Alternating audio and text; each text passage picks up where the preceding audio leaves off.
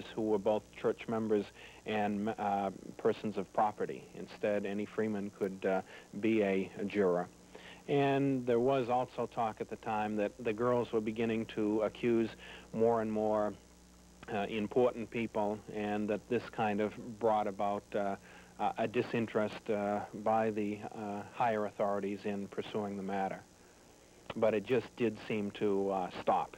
And the governor, the new governor who came from England in 1692, Sir William Phipps, issued a general jail delivery which said that those persons still in jail, if they paid their fees, in those days, if you were in jail, you had to pay for the chains that were put on you as well as the food that you ate.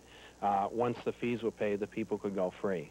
And after that, most of the people did go free, with the exception of at least one woman who couldn't pay her fees and died in jail.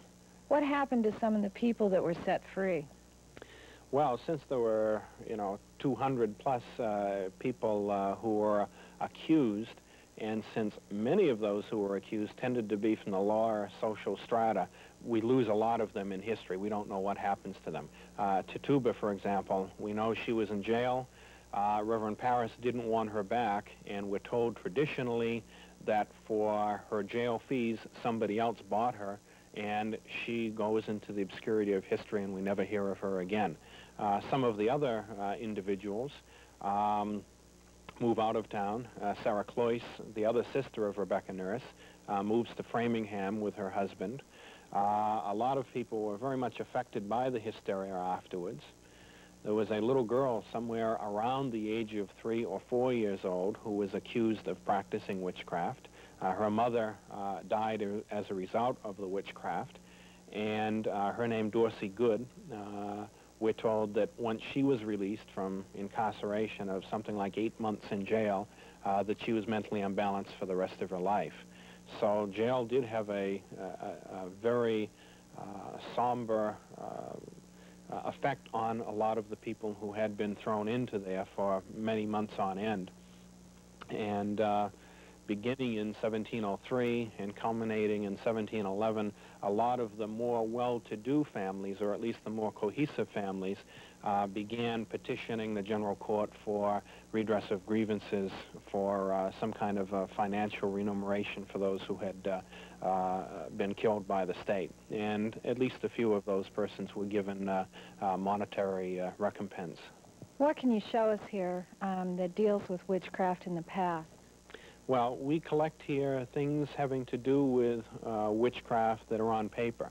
And I have a few manuscript volumes that pertain to the witchcraft hysteria, as well as some of the very early imprints about the witchcraft.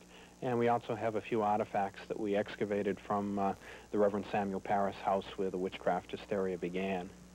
Can you show us some of these artifacts? Sure, why don't you come on in.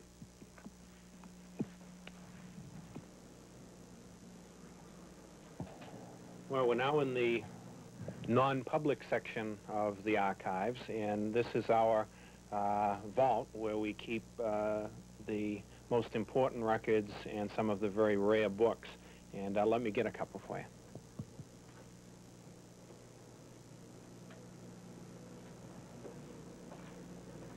Can I hold something? Sure, why don't you hold on to that. What I've got is 2 examples of some of the imprints that we have concerning the witchcraft, and this little volume here is one of the rarest of the books about the witchcraft, and it's called A Modest Inquiry into the Nature of Witchcraft, and it was written in 1697 by Reverend John Hale. He was one of the ministers in the local area, and it was his explanation of what actually happened during the witchcraft hysteria. And he was a very cautious man, because although he wrote it in 1697, he made sure that the book wouldn't be published until after he died, because he was afraid he was going to ruffle a few feathers on what he said. When you read it today, however, it sounds like a very modest approach to the witchcraft. And what he says basically is that the reasons things went wrong in Salem during the trials was the fact that mistaken principles had been used in discovering who were witches. And he said you should go back to the scriptures to understand who witches were, and not use English precedents. There are only 4 copies of this book. Could you tell us just a little bit more about what it says? Well, Hale was minister at Beverly, and he was one of those ministers locally who got caught up in the witchcraft. The local ministers tended to be much more caught up in what was happening than those ministers in the Boston area.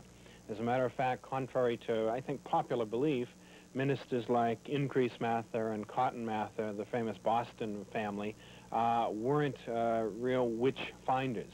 If anything, they were trying to tell the civil authorities to try not to go so fast. Increase Mather at one point said, it's better to let 10 possible witches go free than to execute one person for practicing witch who was innocent. And Hale, once he got back to a little form of reality, wanted to try to find out what had actually happened. And this was his very hot, rendering examination of what did happen so that others wouldn't fall into the trap that he had fallen into during the witchcraft hysteria. What was the biblical approach to this book? Well, what he did was he took a look at scriptures and how scriptures identified who witches were and how to know them.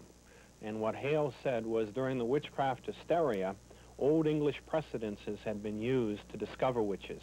One means was the use of trying to find devil marks.